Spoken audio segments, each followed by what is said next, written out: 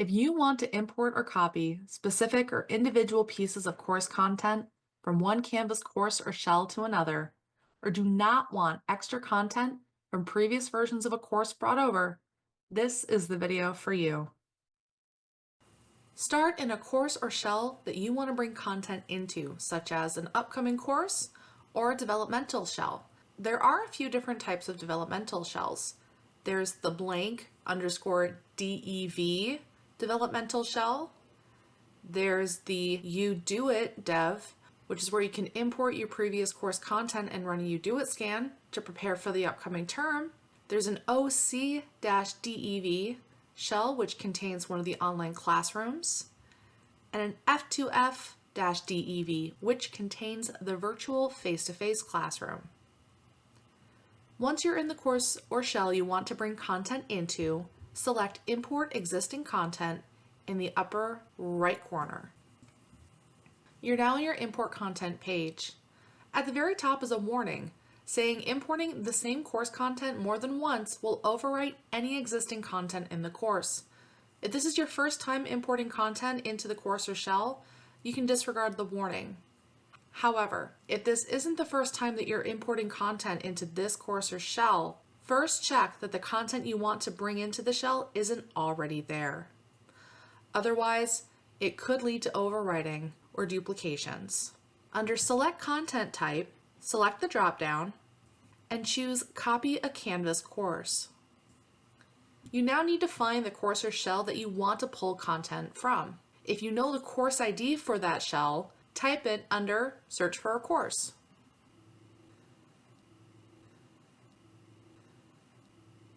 If you're not 100% on the course ID, but you do remember the term that you taught the previous course in, or you think you would remember the name of the developmental shell if you saw the full thing, select the drop-down under Select a Course and find your course or shell that you want to pull content from this list. Many developmental shells are going to be listed under the default term, but as you get further down the list, you'll start to see term dates. Select your course or shell once you found it.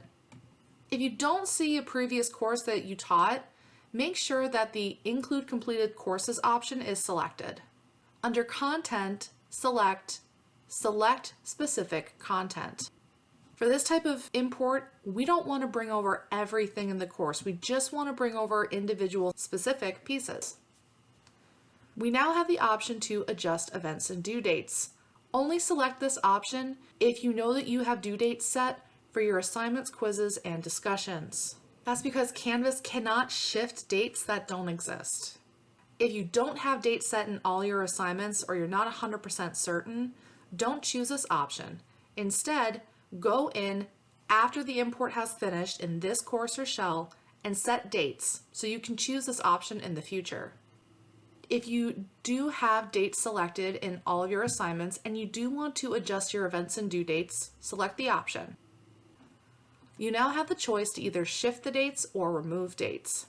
If you choose to shift the dates, make sure that the beginning date and ending date match whatever term your previous course content is being pulled from. Sometimes Canvas will autofill the dates, but it's best to make sure that you have the dates on hand before you begin the import. Just know that if you choose to shift your dates, it won't be an approximate shift, but more of a general one. After the import has completed, go back through your content to make sure the due dates match those in your syllabus for the upcoming term. Once you have all your import options selected, select plus add to import queue. Under Progress, we now have the option to select content, and we need to choose what we want to bring over from our previous course or shell. Choose Select Content, and the Select Content for Import pop-up will appear. Here are a couple different content selection options that may help you.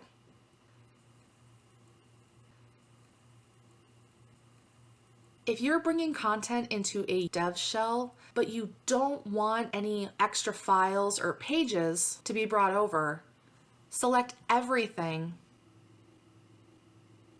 except pages and files. Now don't worry, pages that are linked in modules and files that are linked or embedded in your content will come over. This method just ensures that pages and files that you're not actively using won't come over in the import.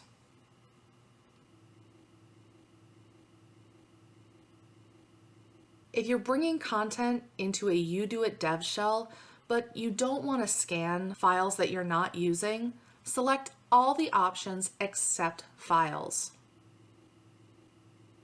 Don't worry, files that are embedded or linked in your modules, pages, assignments, quizzes, discussions, and syllabus will come over in the import. All that will be left behind are the files that aren't actively being used. But don't worry, if you change your mind and realize you might need a couple of those files, they'll still be in your previous course or shell.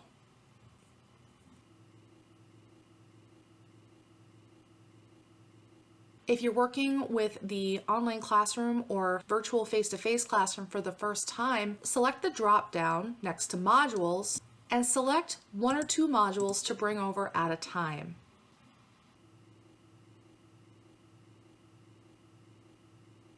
If you want to bring over a quiz from a previous course or shell, you can bring over all of your quizzes, or you can go in and select a specific quiz. Please note that if your quizzes are linked to question banks, you also have to bring over the question banks during this import. Otherwise, the question banks will not follow the quiz in the import, which can cause broken links and broken quizzes.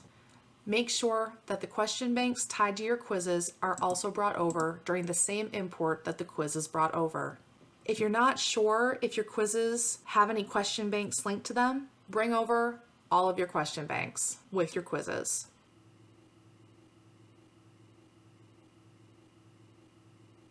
If you're just looking to bring over a specific assignment or a lecture page, you can also select individual or specific items and bring things over one at a time as you need. When you've made your selections, select Content.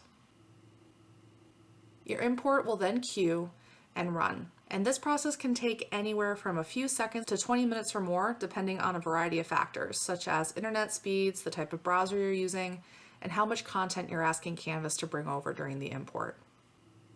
When the import's over, you'll see an option under Status. If you see a yellowish-orange partially completed option, this just means that Canvas detected some issues during the import and is letting you know about them.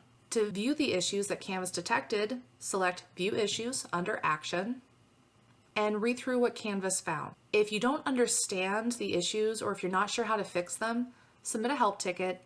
IDD would be happy to assist you. If you see a green completed status, that means Canvas detected no issues in your import. You're now free to go into your course or shell and begin updating or working with your content. And that is how you import or copy specific pieces of course content from one Canvas course to another, or don't want extra content from previous versions of a course brought over. Thank you for watching and have a great day.